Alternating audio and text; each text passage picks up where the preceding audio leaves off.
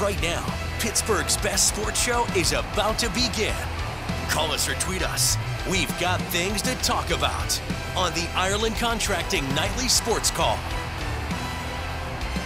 Thanks a lot, Megan, and thank you for tuning into the Ireland Contracting Nightly Sports Call. I'm Rich Walsh, and we're taking your phone calls tonight at 412-575-2600. Chris Mueller's on the other side over to 93.7 The Fan Cam, and we definitely have a lot to talk about, and we're going to start with the Steelers, and we're going to start with this offense and Matt Canada's comments today. I thought it was very odd, and I know a lot of people have talked about this already, but very odd that he came out and just gave a statement, knowing the questions that we were going to ask there on the South Side, and basically kind of downplaying everything. And what I thought was weird, Chris, is I've heard basically the same soundbite the last 2 years. Hey, things are going to get better. Things are going to get better. Well, they haven't.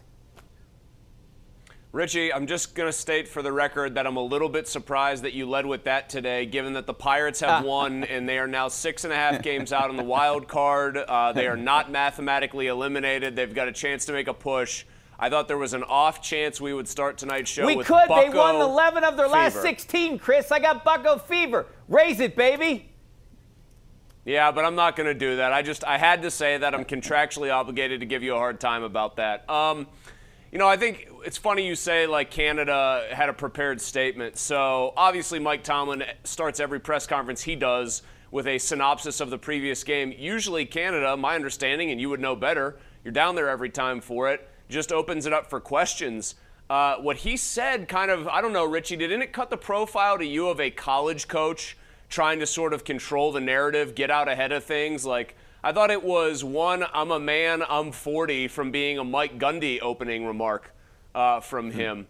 So I thought that was a little strange. And then, you know, you point out that it's the same soundbite from him over and over again in one way or another. Like, it all comes back to the same point. Isn't that the exact same problem we collectively have with his offense? It's the same set of plays over and over. Nothing new, nothing imaginative, nothing that actually looks like the Steelers are trying to counter what's being thrown at them. In a word, it was, or two words, it was Matt Canada for sure. You know what, Chris? You know, I go in there and ask the questions, and everyone basically says, hey, it's a play here, it's a play there. If maybe we got started and we converted the first down and we scored, we make it 10-7, it's a different ball game. I get that. But maybe it's 30-14 instead of 30-7. Maybe it's that way too. I mean, they had chances to get back in, and I understand that they were throwing down the field. But, you know, this offense just doesn't work. At some point, they got to rip it up and say, we're just going to try something different, because anything's better than scoring 7 points a game. I mean, I don't think they can. You say that, but I don't really think they can. What they could do is make tweaks, and usually that's what happens. Like these stories, Cam Cameron coming into the Ravens in 2012 and taking them to a Super Bowl on the fly. Like, those were little tweaks that were made. There weren't wholesale changes. The only time I've seen a team actually change its offense at a fundamental level midseason is the Ravens during Lamar's first season, Richie, where he saved John Harbaugh's job most likely, and they went with a college offense. But the fact of the matter is, tweaks are probably all you're going to get here. And I do find the whole it's a play here, a play there thing particularly comical in a game where the team was at one point getting outgained 233-1, where they were never really that competitive, maybe but for a brief flash at halftime and then to start the third quarter. It's more than just a play here, a play there. We hear about coaches going with 15-play scripts to start a game, Richie.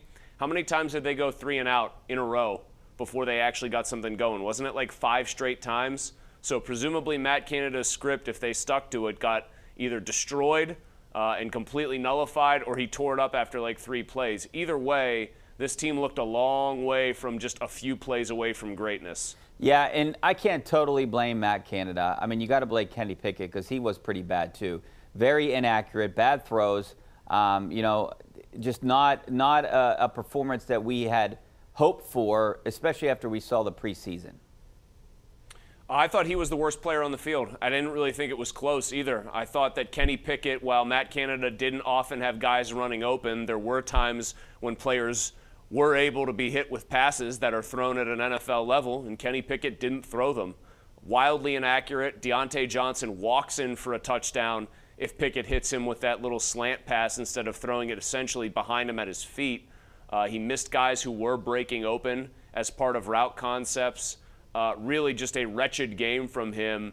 And one, because we've heard he's so accurate, he's so poised, he doesn't get rattled by anything he's seen, I do think it's a little more troubling than maybe a different kind of bad game you could see. All the things that are supposed to be Kenny Pickett's calling cards that'll make him a good pro, it was the complete opposite from him. Yeah, and Brock Purdy, who was drafted much further along in that draft Told than you guys, Kenny Pickett. I told everybody, stop slagging him, stop mocking him. There's a very good chance he and they come in here and make the Steelers look bad and make everybody who said he was just some bum and some system quarterback eat their words. It's exactly what happened. He faced a little bit of a pass rush from T.J. Watt getting 3 sacks. All Brock Purdy did was make the right play at the right time. The complete antithesis of Kenny Pickett's performance. I fell into that trap. I was one of those guys that was doubting his skills. All right, we're going to take a break. We got a jam-packed phone line right now, taking those phone calls, 412-575-2600 on the Borders and Borders hotline. Back in a couple minutes.